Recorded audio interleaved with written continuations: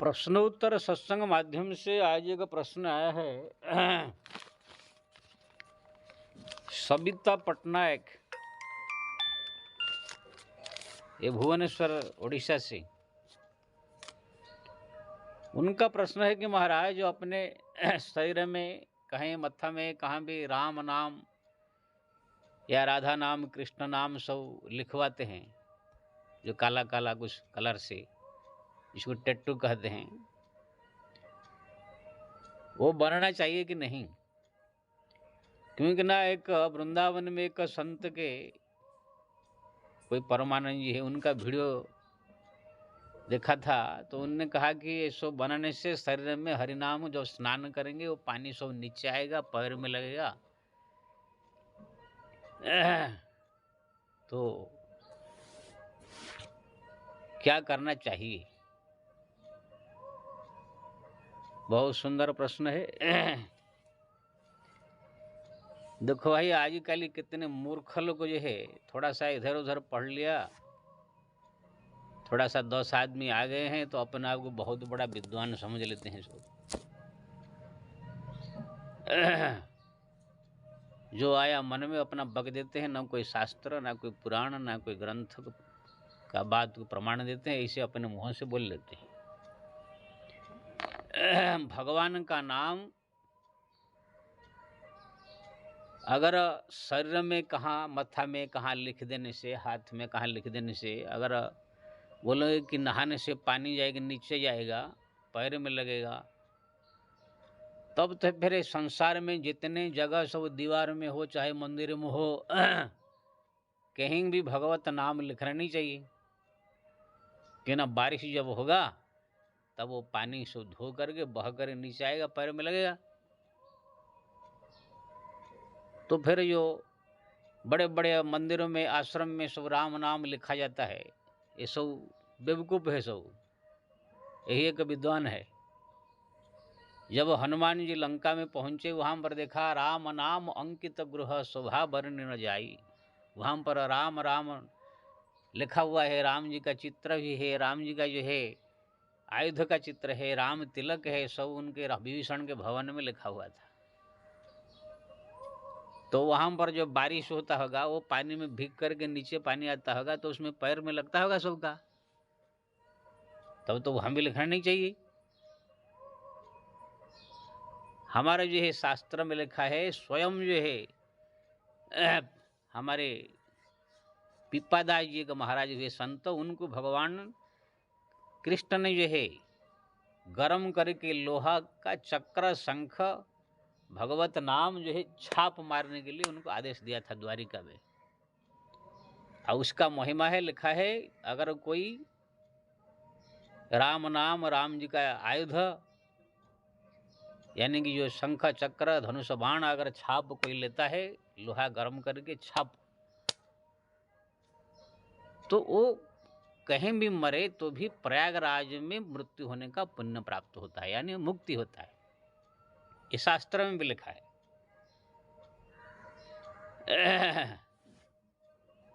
इसलिए हमारे प्राय वैष्णव साधु जितने हैं, सब पंच संस्कार जो कहा गया है, तिलक लगाना, कान में मंत्र, गले में कंठी और छाप माला, ये पंच संस्कार प्राय सब साधु संतों को दी जाती है। जो भी दीक्षा मंत्र लेते हैं, वैष्णव दीक्षा में दिया जाता है।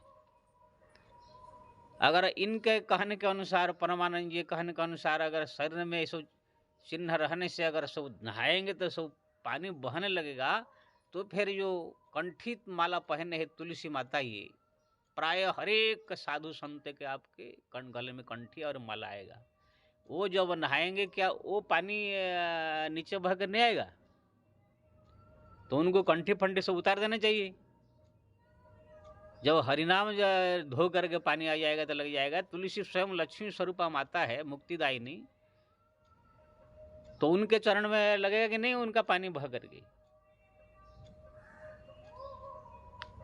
जो साधु लोग को सब राम नाम की छाप, राम क्या कृष्ण नाम की शंख चक्र और राम नाम का जो सब छाप लिए हैं, वो सब भी शरीर में बह करके पानी आ जाएगा, सब गिरेगा तो सब लोग पैर में लगेगा। तब फिर ये सब नहीं करने चाहिए उनके कहने के अनुसार। और इनके अनुसार चलेगा संसार का सब भक्ति। मैं तो सोचता हूँ अगर इसी सिद्धांत को अपना जाए तो जितने मंदिर है सब मंदिर बंद कर देना चाहिए, ताला मार देना चाहिए। क्योंकि ना मंदिर में जो आप मूर्तियों को स्नान कराते हैं, चाहे राम का हो कृष्ण का हो, जितने बड़े बड़े मंदिर दुनिया में है, जब स्नान कराते हैं वो सब पानी जो है क्या है, वो जाकर के नाला में एक पाइप के माध्यम से बाहर जाता है, गिरता है, वो फिर जाकर के बाहर जो है गंदा पानी में सब गिरता है। नाली फाली नाला में तो गिरता है, जहाँ पर कचरा संडास सब कुछ लोग मुतते हैं, पेशाब करते हैं, इसे नाला में गिरता है। तब तो भगवान का धोया हुआ स्नान किया हुआ जल जाकर गंदा नाली में गिर रहा है, इसलिए स्नान नहीं करने चाहिए, ऐसे हो जाएगा। शंकर जी की जो इतने पानी चढ़ता है, दूध चढ़ता है, ये सब बंद कर देना चाहिए परमानंद जी के महाराज जी कहने के अनुसार।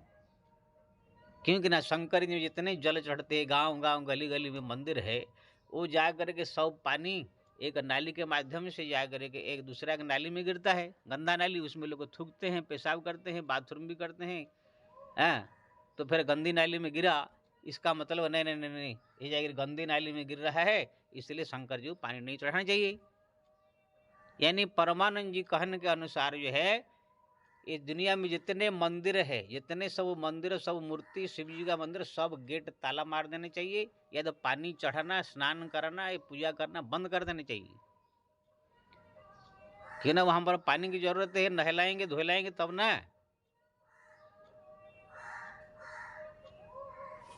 जगन्नाथपुरी में देखा, भगवान जगन्नाथ जो बैसाख के पूर्णिमा के दिन बाहर आते हैं, एक स्नान मंडप है, वहां पर उनको 108 बड़ा बड़ा घड़े में पानी में उनको स्नान कराया जाता है। वो सब पानी जो है बह करके जा करके नाला के माध्यम से बड़े बड़े पाइप में बाहर निकलते हैं, और जा करके जो जहाँ पर गंदा नाली है, संडास करते, वहाँ पर सब गिरता है। अब बोलो कि गंदा नाली में गिर रहा है इसलिए नहीं, अरे हमारा काम स्नान कराना, उनका जो है पूजा करना, पाठ करना हो गया, उनका जो चरणामृत ले लिया हो गया, वो पानी जाएगा तक कहाँ तक उसको बचा कर रखे, वो पानी तो जाएगा, कितने भी आप कहाँ भी कोशिश करो तो भी वो पानी जो है, जो स्नान किया हुआ पानी जाएगा, नाली में जाएगा, नाली से नदी में जाएगा, नदी में जाके समुद्र में जाएगा। मान लीजिए कोई अयोध्या में आश्रम में है, मैं देखा अयोध्या में बड़े बड़े आश्रम में सब जगह राम नाम लिखा हुआ है, कहाँ पर राम जी का चित्र लिखा हुआ है, कहाँ पर हनुमान जी का मूर्ति का चित्र लिखा हुआ है, कहाँ पर राम लखन सीता बैठे, अब उसमें पानी गिरता है गेट के ऊपर, और वहाँ पर बारिश में जो पानी गिरेगा वो सब पानी नीचे आएगा तो उसमें पैर लगेगा। ऐसे सोचने से ये सब जो दुनिया में मंदिर है सब बंद कर देना चाहिए। ये मंदिर निर्माण, आश्रम निर्माण में सब जितने सब चित्र भगवान का सब बंद कर देना चाहिए। अब मैं भी ये सुना था कि जो राम नाम लिखते हैं कागज में, वो भी बोल रहे थे कि कागज में राम नाम लिखना चाहिए, क्यों ना कागज में लिख करके कहीं इधर उधर गिरेगा, इसके पैर में आ जाएगा। अरे राम नाम लिख करके उसको थोड़ी कोई फेंकेगा, लेकर कोई अच्छा जगह पर रखेगा, फिर समय आने पर वो गलेगा, टूटेगा, फूटेगा, फिर लेकर उसको जहाँ फेंकना चाहिए फेंकेगा, कोई नदी में, नाले में, कहाँ भी। यही से सब अगर देखा जाए तो दुनिया में कोई भगवान का मूर्ति नहीं बनाना चाहिए, कोई उनका पूजा पाठ नहीं होना चाहिए, शंकर जी का ये जितने सब स्नान कराया जाता है ये सब नहीं होना चाहिए। ये तुलसी कंठी जो माला सब पहनते हैं सब वैष्णव लोग उतार देना चाहिए। ये सब बेवकूफ के बात के अलावा कुछ नहीं है। क्या है ये कोई शास्त्र का प्रमाण तो इनके तो प्रवचन में मैं देखा प्रमाण, ये कोई एक ना श्लोक है ना कोई कुछ है, खाली वास अपना भाषण छाटते रहते हैं जैसे बहुत बड़ा ज्ञानी है। तो ये सब फालतू बातें, बुद्धि भ्रष्ट। मेरे को लगता है उनका दोनों किडनी तो खराब हो गया है, दोनों किडनी के बाद बुद्धि भी और मन दोनों ही भ्रष्ट हो चुका है। इसलिए उस सब चक्कर में नहीं पड़ने चाहिए। हमारे शास्त्र में लिखा हुआ है कि भगवत नाम जो है लिखने के लिए भी कहा गया है, जपने के लिए भी कहा गया है, उनको जो है मन से जपने के लिए कहा गया है, जिह्वा से जपने के लिए भी कहा गया है। अपने घर में, भवन में भगवान का चित्र, भगवान का नाम भी अंकित करने के लिए लिखा गया है। स्वयं तुलसीदास जी ने लिखा, राम नाम अंकित गृह शोभा बन न जाई, तुलसी का वृंद, तुलसी का पौधे हैं और वहाँ पर राम नाम लिखा हुआ है। सुंदरकांड में आप पढ़ते हनुमान जी जो आते लगे। और एक प्रश्न, अगर तुलसी माता जहाँ जहाँ बगीचा उनका है, अब तुलसी में पानी गिरेगा, वो पानी तो क्या वहाँ पर ही रह जाता है? वो पानी भी तो बह करके जाएगा बाहर। ठीक है, आप मान लीजिए थोड़ा थोड़ा पानी देते हैं, जब बारिश होगा पर्याप्त तो पानी सब तुलसी के ऊपर गिरा हुआ पानी तो बाहर जाएगा, बहेगा, उसके पैर में लगेगा सब। तो इसी प्रकार से एक अशास्त्रीय बातें जो है कहा करेंगे, सबके बुद्धि भ्रम कर रहे हैं। अगर इनकी बात माना जाए, जितने कंठी माला पहने हुए हैं साधु संत महात्मा, सबको ऐसे उतार देने चाहिए इनके कहने के अनुसार, और खुद को भी उतार देना चाहिए कंठी माला पहने होंगे तो इसी प्रकार से जो है फालतू बातें हैं ये। इसलिए अपने शरीर में अगर आपको इच्छा है राम नाम लिखने का, मस्तक पर भी लिख सकते हैं, अपने बाहों में लिख सकते हैं, छाती में भी राम नाम लिख सकते हैं। हमारा हनुमान जी के ऐसे कहा जाता है, उनके झंडा में भी राम नाम, उनके हृदय में भी राम नाम, मुख में भी राम नाम, उनके गदा में भी राम नाम, पूरा संपूर्ण जीव चारों तरफ राम नाम लेकर वो चलते हैं। तो उनके गदा में राम नाम है, तो गदा कहाँ रख देंगे? वहाँ पर पानी गिरेगा तो पानी फिर बहेगा, पैर में लगेगा। यही सोचेंगे तो कैसे होगा? झंडा में राम नाम है तो झंडा कहाँ भी रखेंगे, वहाँ पर पानी गिरेगा, भीगेगा तो पानी तो बहेगा नीचे, तो पैर में लगेगा। यही सोचेंगे तो कैसे होगा? ये सब बेवकूफ़ की बातें हैं, कोई शास्त्र पुराण में लिखा नहीं है। ये सब खाली लोगों को भ्रमित करने के लिए है। अब मैं सबसे निवेदन करूँगा, आजकल क्या है वो, मैं कोई रिश्तावश नहीं कह रहा हूँ, हमको कोई मतलब भी नहीं है कौन क्या कर रहा है। उनका जो है पहले कुछ ठीक था, अभी उनका बुद्धि थोड़ा सा भ्रष्ट हो चुका है, थोड़ा ज़्यादा लोग को मिलने आने लगे, पैसा पैसा आ गया है। वो अपने आप को जो है अंदर से बहुत बड़ा संत समझ लिए है, बहुत पहुँचे हुए समझ लिए है। कुछ पब्लिक जो है अपना जो कोई पुराण शास्त्र ग्रंथ पढ़े नहीं है, जाकर उसको बहुत बड़ा संत मान लिए है, इसलिए जो है वो इसी प्रकार फालतू बातें करते रहते हैं। हमारा उनसे कोई मतलब नहीं है, आपने पूछा इसलिए मैंने बता दिया।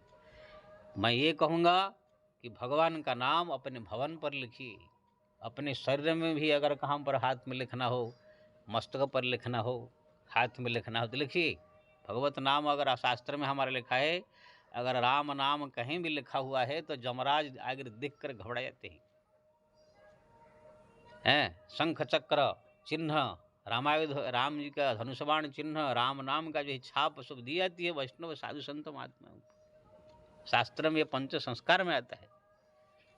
तुलसी कंठी हरदम पहने रहते हैं। राम नाम की जो है ये जो है हमारा प्रत्येक साधु संत महात्मा को देखेंगे अयोध्या वृंदावन में राम नाम की जो है ये उड़ते हैं। हाँ, आप ये कह सकते हो टट्टू लिखना हो तो अपने जो है कमर के नीचे ये सब गलती जगह पर न लिखे। ये जो राम नाम है इसको आप नीचे न पहने, इसको बिछा कर न बैठे, ये सब बात कह सकते हैं कि राम नाम लिखा हुआ कोई ऐसा कागज या कोई ऐसी चीज़ हो उसके ऊपर न बैठे, उसके ऊपर पैर न रखे, ये सब कहे तो आगे तो लिखना ही ये सब बंद कर दे। कहाँ पर लिखा होगा तो कभी पानी पड़ेगा उसमें तो बह कर नीचे पानी आएगा, पैर में लग जाएगा। ये सब क्या फालतू बातें सब है। इसलिए आप जो राम नाम अपने शरीर में बाहों में कहाँ लिखे है, बहुत बढ़िया है। बाहों में लिखिए, छाती में लिखिए, ये बाहों में लिखिए, और कपाल में हो तो कपाल में लिखिए।